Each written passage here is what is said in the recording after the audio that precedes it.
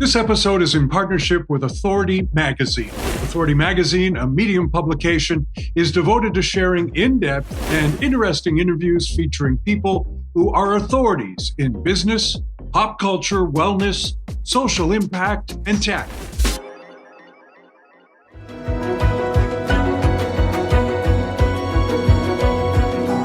So you want to meet a real adventurer, a treasure hunter, a soldier, and a cowboy? Well, stay tuned. Today we're going to meet the real deal. Jospeh Schur is the publisher of Spencer Magazine and screenwriter. So where does all the excitement begin and end, for that matter? Joseph, welcome to BIP. Joseph, how does a fellow stick so much experience into one single lifetime? That's a really good question, Kevin. First of all, I'd like to thank both of you for having me as a guest today. Hey. I've been looking forward to this. Your question is very deep. We could, how many hours do we have? Exactly. Give us the Cole's Notes version. The Cole's Notes. Okay. What was the question again? Exactly. Treasure hunter, cowboy, soldier, magazine publisher. Like, come on. Actor, writer, director, producer.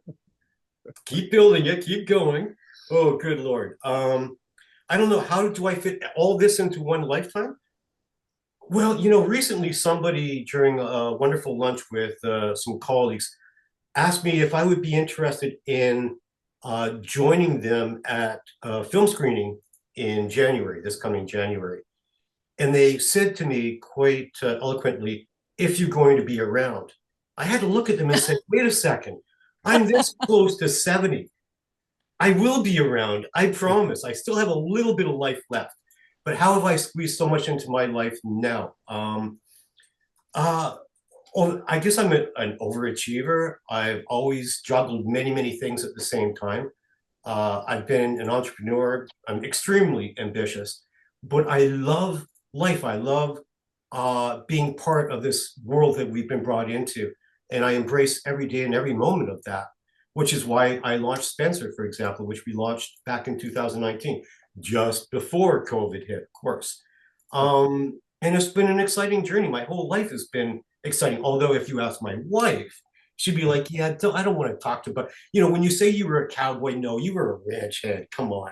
Don't glorify it. You were fixing fences all day long. But I'm a romantic. I grew up with John Wayne. So, that's me. But treasure diver, yeah, that was very, very exciting. Being able to spend like 8-10 hours under the water every day and make a living at it, that was pretty cool. But I worked, do you remember Mel Fisher from the Florida Keys? This is where I was a treasure diver. He, one of his captains, because he had 3 ships, one of his captains, I actually worked for when he retired from it, Natasha, of course. And so I worked for him as a salvage/treasure diver. And it was very exciting. Did I find anything? A lot of people ask me that, one of the first questions. And I always tell them, yes, Evinrude, Johnson Motors, sunken boats, whatever garbage on the bottom of the reef I would find, beyond the occasional, ballast stones and cannonballs, but nothing terribly exciting. I did that for about a year, but it was a lot of fun. Not bad for a boy from Toronto. No kidding. And Joseph, I mean, reading your bio, okay, I understand that you will kind of step back, and you had an acting bug ever since you were a young kid. Sure. And then you joined the Canadian Armed Forces studying medicine, of all things. Yes. Before I was so good at that, yes. Before switching to writing. So I want to ask you, what motivated you, first of all, why medicine, and what motivated you to switch into a creative career? When I was 10 years old, my parents bought me a chemistry set. So by 11, I became a mad scientist. And it was so much fun. I really enjoyed the whole process. And my parents had different ideas for my future. And I was like, no, I'm going into the Army just to annoy you. And I did. And I went in and I studied to be a medic at first. Then I took a lot of courses, and they decided, you know what, you'd be a fine doctor. And I was like, okay, let's do the pre-med thing. And I did. Couldn't stand it. But immediately after I left the armed forces, in the regular service, of course, I art imitates life to a certain extent. I ended up going to Hollywood, and I became a physician on TV, small roles, but it was fun. So the idea of actually being a real physician, no, no, no, it wasn't for me. Not interested. I'm happy I didn't pursue that. Otherwise, I would not have enjoyed all these other adventures, like the adventures like when I was abducted by aliens when I was in Texas. That was very, very exciting. You didn't see Were that? really abducted by aliens? True story. Okay, Absolutely. sorry, we have to hear this, Kev. Okay, so here we go. I was driving from Florida Keys to Hollywood to meet a literary agent because I had just finished a screenplay. And I got my car stolen at a gas station in a little town called Seguin, Texas. And so there I was, penniless pretty much because all my possessions were in my car. So I had to start hitchhiking because I still had to go to Hollywood. That was my dream. And so what happened was I got picked up by these people, and they said, "Hi, how would you like to work at this ranch?" And they drove me like way, way far north to a place called Johnson City, which was Lyndon B. Johnson and Lady Bird, I mean. And so there was this huge ranch, and the people that abducted me were actually kind of like maybe not so PC, but they were illegal aliens. So technically speaking, I was abducted by aliens. True That's a story, no screenwriter kidding. in him. And that's how I became a cowboy. Yes. That's true. But as you've already told us, you were actually shoveling shit in the barn as opposed to riding a Oh ranch. my goodness. Yeah, there was a lot of that. A lot of like, I mean, my one of my jobs is I had to take care of the horses, but truthfully, I spent most of my days on ATVs because it was like, oh, 3,500 acres in this ranch. It was a pretty large spread. And so my job was basically fixing fences. That was so exciting. So yes, as my wife says very clearly, you weren't a cowboy, you were a ranch hand. Yeah. Whatever. We're not going to be seeing you on the latest version of Yellowstone, I guess, with Kevin Costner. Oh no, no, You no. never know. Maybe, You who never knows? know. He might be listening to Believe in People. You never know who Absolutely. does. Of Um, course. well, I mean, wow, okay, so you go from experience to experience to experience, which is a great. Your life sounds like a great use of next time you open up the dictionary, they should have your picture Oh, I don't next know to the about word that, Kevin. experience. So what keeps you alive? Don't you Oh ever my get down? goodness. Good question. The reality is, and this is what I love about Spencer. We created Spencer to be a Spencer magazine, platform. which we need to talk Spencer about. magazine. Yeah, Absolutely. And where did the Uh, name Spencer come from? oh, okay. Good Lord. There's another Diana story. Spencer. Okay. So I had this editorial board. Well, there is a connection there. But what happened was I had this editorial team of people from film, television, radio, music, et cetera, literary arts. And they were bugging. We had all these board meetings going up to the first issue of Spencer, and we still didn't have a name. And I decided, well, I'm just going to call it my name. Sure, why not? My wife didn't like that very much at all. She thought, no, no, no, you can't do that. So I'm walking around. I'm like going up and down my streets. I live in Parkdale, and walking up and down my streets, and I look up to the sky and I see this sign. It was extraordinary. It was like the light came on. Hallelujah. Yeah, the sign. It was a road sign called Spencer, which happens to be the street that I live on. And so I'm like, wow, this is interesting. I raced home, Googled the name or the word Spencer, and I discovered that it was about a 400-year-old word that describes a dispenser, shortened form to Spencer, which is a person that provides information and or provisions. Wow. Boom, a magazine provides information. So it all worked out. And they were thrilled that it wasn't going to be called Schur. Sure, right? I liked it. I still like it. But no, I love Spencer more. But as it turned out, one of the gentlemen on my editorial team is second cousins to the Spencer family.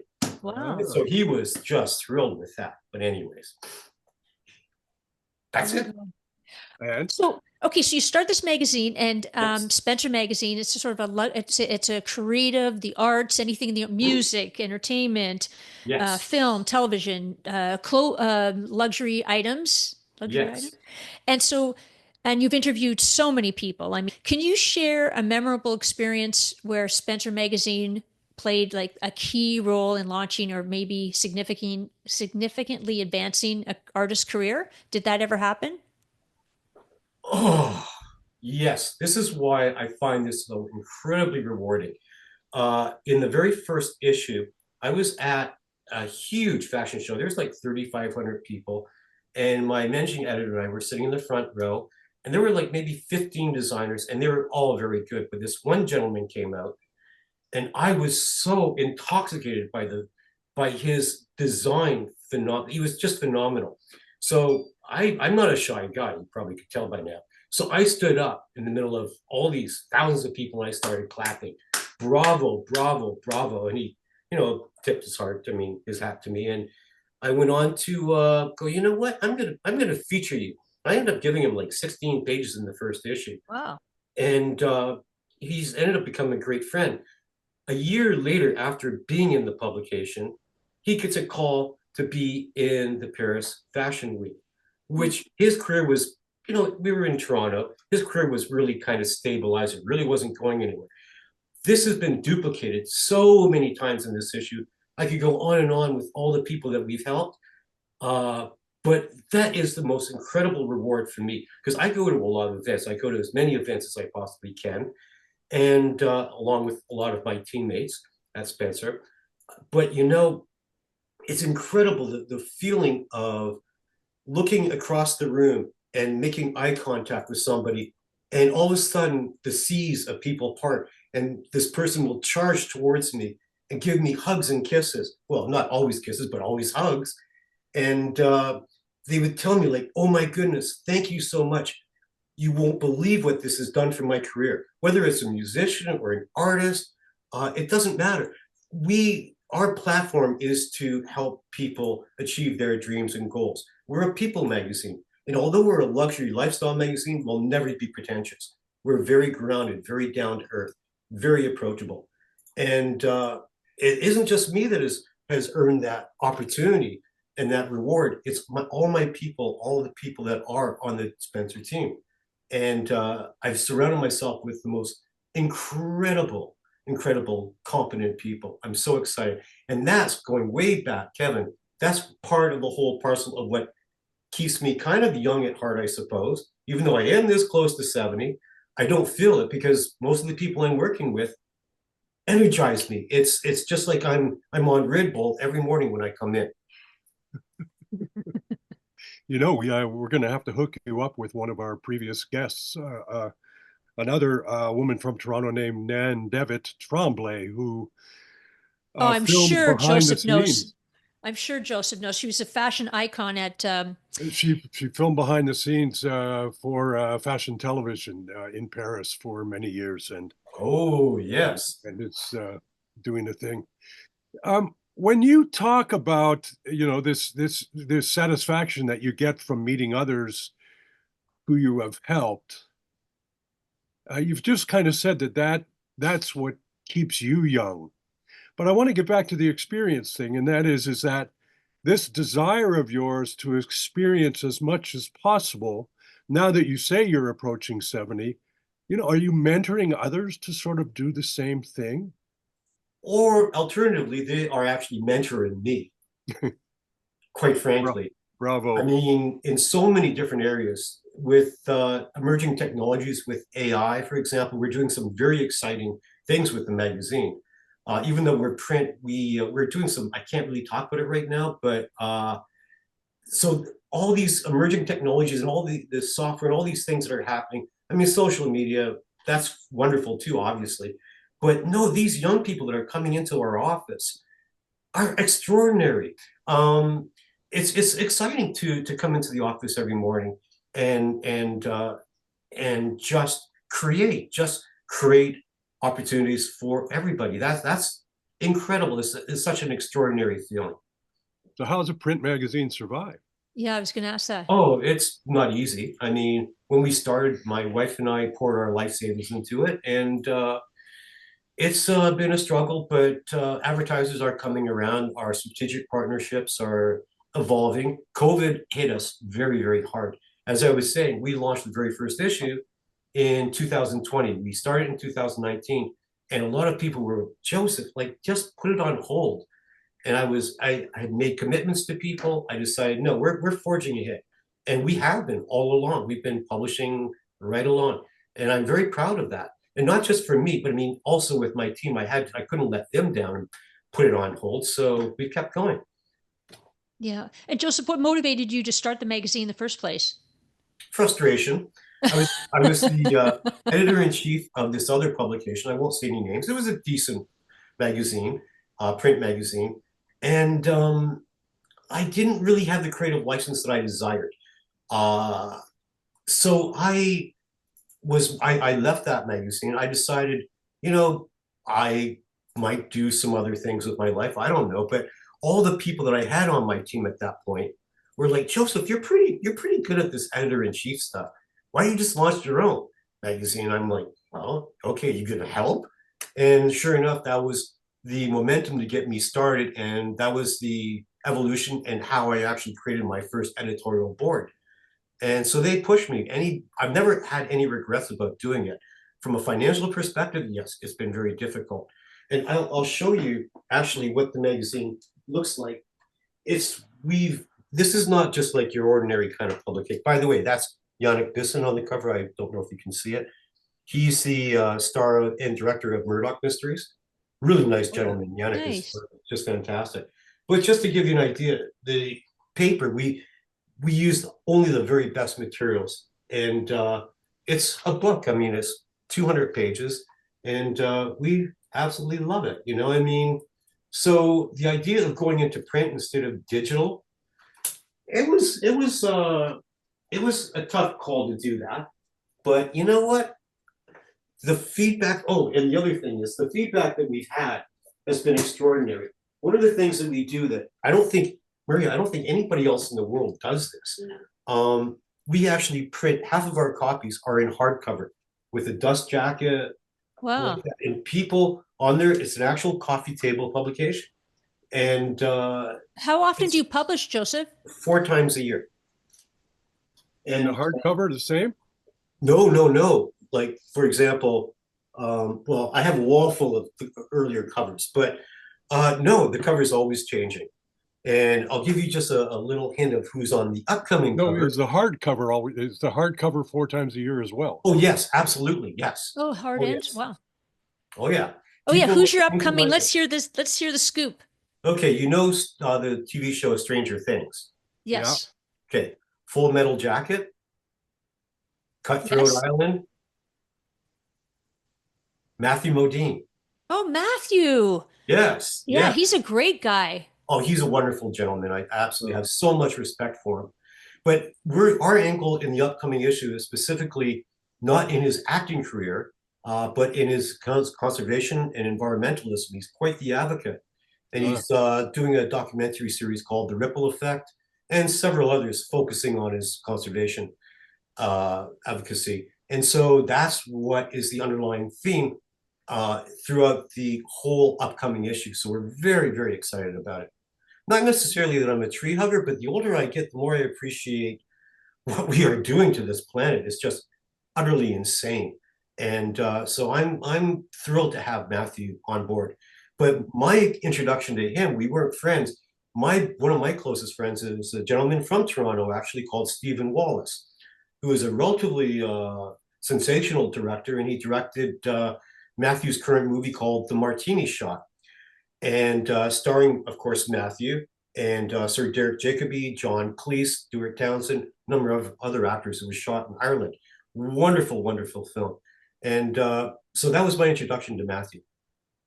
Huh. Well, you tried your hand at acting as well as part of your ginormous resume. It hasn't finished yet. I'm still working on a lot of other things, but okay. Yeah, I've been an actor. I started when I was 22 or so in Hollywood. I had this, thinking about mentors, I had this incredible mentor. He was a dancer, an actor, and pretty much a TV star. Remember Beverly Hills Billies? The gentleman that played Buddy Ebsen. Buddy Ebsen. He was my mentor. Yeah. So he got me started in acting in Hollywood. Barnaby Jones as well. Yes, you're absolutely right. Yeah. Yes. And where did the screenwriting come into play? Uh, well, I started screenwriting at a very early age. You know, well, we could talk for hours. I'm sorry, but I know we're a finite amount of time. But when I was a kid, my dad bought me a 8 millimeter camera back in those days, a little film camera. And I was maybe 12 or 13 years old. And I wanted to be really popular with the girls. And I thought, you know what, I'm gonna start making movies. Didn't work, by the way. It made me a nerd, but that's okay. That's besides the point. So I started making all these short films, and I started screenwriting at the same time.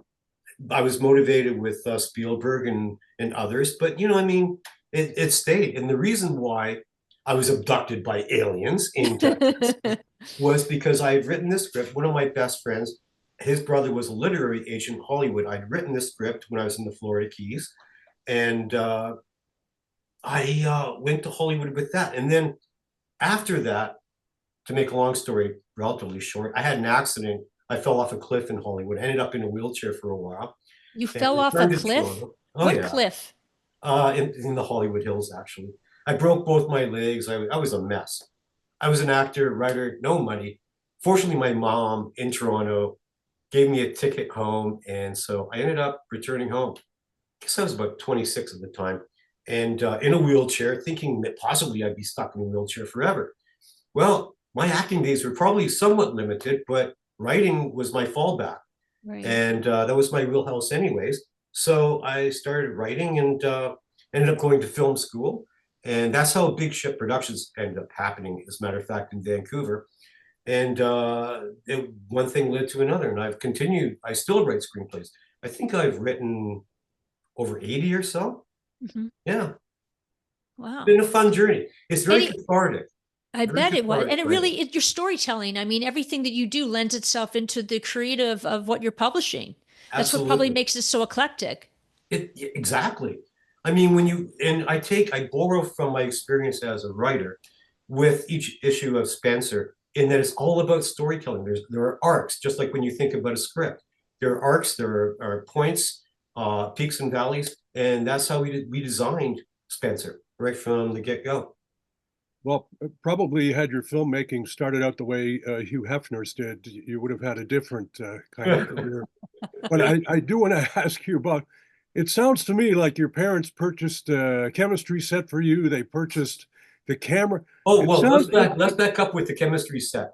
but Yeah. Um, Here I am. They set up this big monster laboratory in our basement. And I had these friends, these bully friends that wanted me to create some explosives for them. I mean, potassium nitrate and sulfur and chocolate and all that. So I yeah, learned how to make explosives. That didn't last long. I kind of blew up part of our basement. And but unfortunately, they my never parents were seem. like, "That's it. You're finished. You're hanging up your lab coat." Because I really was like a mad scientist. I'd scramble home from school and I'd throw on my lab coat, and there I was experimenting with all kinds of things. So they figured it'd be a lot safer to buy me a camera, which they did. Yeah, but they were feeding your dreams every step along the way. It sounds like They and were even if you had a absolutely. setback, they picked you up. They, you're absolutely right. Yeah, I have a lot of respect for my parents. My trajectory going into the creative arts, which is a dangerous field to actually go into, financially, like, it's the stability is not there when you're in the arts, obviously. But no, they've always supported all my dreams. And Joseph, dreaming is what do I you have any do. siblings? Just one sister, Ah, and she's just a normal person. Well, I'm normal too. I honestly, define normal. I'm pretty normal. But I mean, no, she's a normal computer science person. Whatever she does, I have no idea. So how do you see, you mentioned Murdoch Mysteries a little bit Yes. earlier, which is a show that is seen internationally. There aren't a lot of Canadian shows that are seen internationally, although, Schitt's Creek made a big Mhm. hit. I'm a big fan of Shorzy Mhm. and those sorts of things. Seeing that we are talking to a Canadian in Toronto right now, uh, presumably somewhere near Spencer Avenue, Spencer Magazine. Yes. What is the state of the arts these days? And do you have any hope for it? Oh, enormous hope. I mean, it's unbelievable. When I started out, we had to, oh my goodness. I remember in film school, my wife just hated this. We would buy end reels, film stock from production companies. And my fridge was full because you had to keep them cold. My fridge was full of 50-foot and 70-foot 35 mil reels of film. And then you had to rent the equipment and this and that. It was expensive. Today, you take a 4K or an 8K iPhone and you can shoot a feature film. I didn't have that luxury when I graduated from film school. But so today, what I'm seeing, and I meet a lot of filmmakers, they are using this medium of digital to create incredible stories. And it's something that I didn't have access to because everything had to be budgeted. You had to have ratios of 3-to-1 shooting. Nowadays, you shoot, and it's extraordinary what I'm seeing. And also the editing suites that you have available and access to sound and music scores is extraordinary too. I mean, again, we didn't have that when I was graduating from film school. So I'm seeing a lot of very entrepreneurial, spirited people that would maybe possibly never have dreamed of pursuing a career or as an amateur, not a professional, in this field. Wow. So, yeah, And incredibly and Joseph, optimistic. Joseph, we could be, as you said, speaking for hours. You're a fascinating human being. Thank And you. I don't know. yes, you are. And each week we ask our guests this one question, but we're going to kind of turn it around because we know you believe in people. But what is it about your magazine or the opportunity that you offer others that makes them believe in the belief of believing in people? Like, what is that spark for them? I think the spark is that I see, because we're all a mirror of each other. I think the spark is when people see how passionate I am in creating a platform for everybody else, not me. I know that sounds incredibly altruistic, and to a certain extent I am, but it goes back to my point about the reward. And it's so incredibly rewarding for what we are doing for people, but what they are doing for us. So believing in people is in believing in yourself and having that spirit of generosity. To me, that's the big thing. Joseph Schur, editor of Spencer Magazine. He's done everything except be an astronaut, but he's not done yet. Kevin, I'm working on that. I'm absolutely. I believe that. Honest to goodness, Thank you so much. Thanks so much for being our guest. Well, it's been just such an honor and a pleasure. Thank you, Amy. Thank you, Kevin. Thank you so much. Take care. Thank you for believing in people. Cheers. That's my astronaut salute.